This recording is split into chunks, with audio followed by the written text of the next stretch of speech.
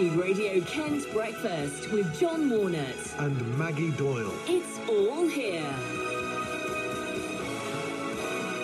6 minutes past 8. Good morning. Breakfast on BBC Radio Kent with John and Maggie. Now, the leader of the only UKIP-controlled local councillor in the UK is facing a very public rebellion by his fellow members over the former Manston Airport site. 4 UKIP councillors in Thanet say they have lost faith in their leader, Chris Wells, and that he's a liability because of his lack of progress in starting the compulsory purchase of the site.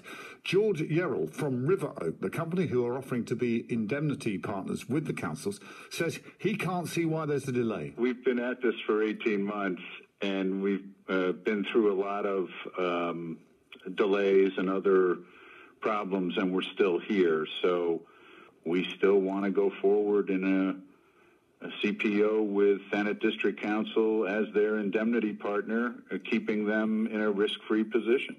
Joining me now is Sir Roger Gale, MP for North Thanet and a passionate supporter of the compulsory purchase of Manston Airport. Roger, good morning to you. Good morning, John. We've already heard this morning a call for Chris Wells to resign. Would you echo that? I'm not going to get involved in party politics in relation to this issue. I haven't done so in the past. I supported Iris Johnson as the Labour leader. I've endeavoured to support Chris Wells as the UKIP leader of the council because I want a result. I don't want party political point scoring. But having said that, I do understand and appreciate the sense of frustration that's being felt by some clearly very honourable members who feel that an election pledge that they made and upon which they were elected is not being honoured. Chris Wells says they don't understand how local government works and they're undermining the process. He's getting on with it, but it takes time. Well, I'm afraid I have to say now that I don't accept that. It seems to me, first, that Thanet's officers are working to a different agenda from elected members, and that is a sticking point. When you say that, do you mean that the officers are not quite as keen on the CPO as the members? Well, let me put it this way. River Oak have provided, so far as I'm aware, all of the information at all times that has been requested, and every time they do so, the goalposts appear to be moved. Well, this is a company that has, as George Yerrell said, stuck with this over 18 months now. They are deeply committed to it. They've got the money. They've put up the money. They've put $2 million into a client's account in the United Kingdom, ready to be transferred into an escrow account the moment an indemnity agreement is signed. They've offered to pay bills that, frankly, are not their bills. I mean, they were bills that were run up by the previous administration. They have received no proper invoice from Thanet District Council for that, in spite of the fact that the leader of the council is complaining that the money hasn't been paid. They've agreed to pay the lawyers' bills, the current lawyers' bills, independently, who are acting for the other side, if you like, and I don't know what more they can do. George Yerrell, when I spoke to him earlier this morning, he told me that he and his colleagues were in England for a total of 17 days during August, during which time they couldn't even get a meeting with Thanet District Council. Does that surprise you? Well, that is absolutely correct, and it horrifies me. Craig McKinley, the Member of Parliament for South Thanet, my colleague, and I went to see the leader of the council with the chief executive, 2 weeks ago, I suppose, at least, while they were in the country, and said, look, will you please meet with them?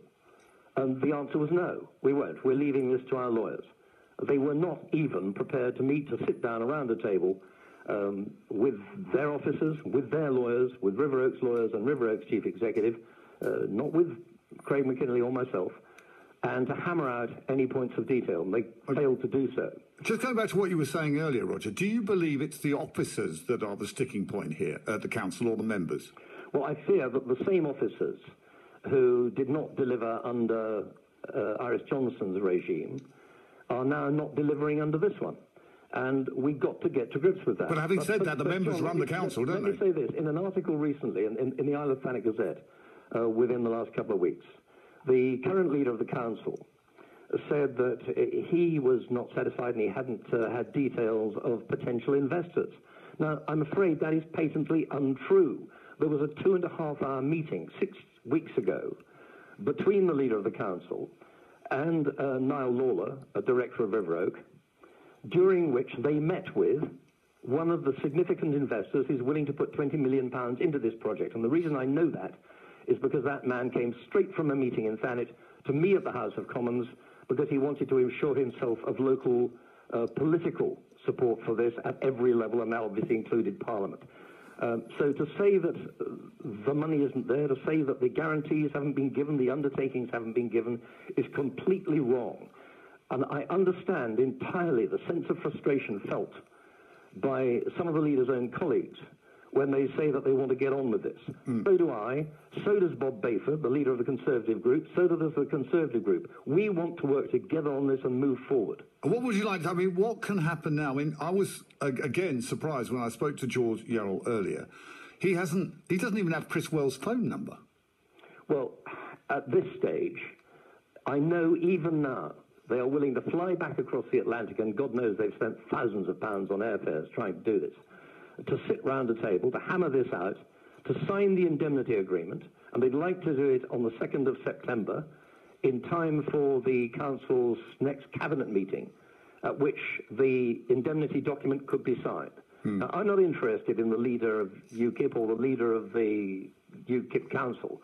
I'm interested in moving forward, and I will support anybody who is prepared to do this of any party, but we need to move it forward. Now, I know you don't believe the present owners and their plans for you don't want to see that go ahead, but it is worth saying that nothing can happen while there is this uncertainty over the site.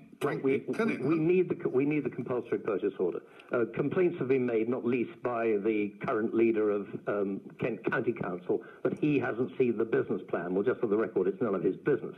But the fact of the matter is that when the CPO process starts, that business plan, River Oaks business plan, will be scrutinised by an inspector. It has to be gone over line by line. And if it doesn't stand up, then the CPO will fail. Yeah. At that point, Thanet will not be out of pocket. The only people that will lose money are River Oak. So let's get on with it and stop messing around. Sir Roger Gale, thank you very much indeed for joining us. Sir Roger Gale, MP for Thanet North, a big supporter of the compulsory purchase order of Manston Airport.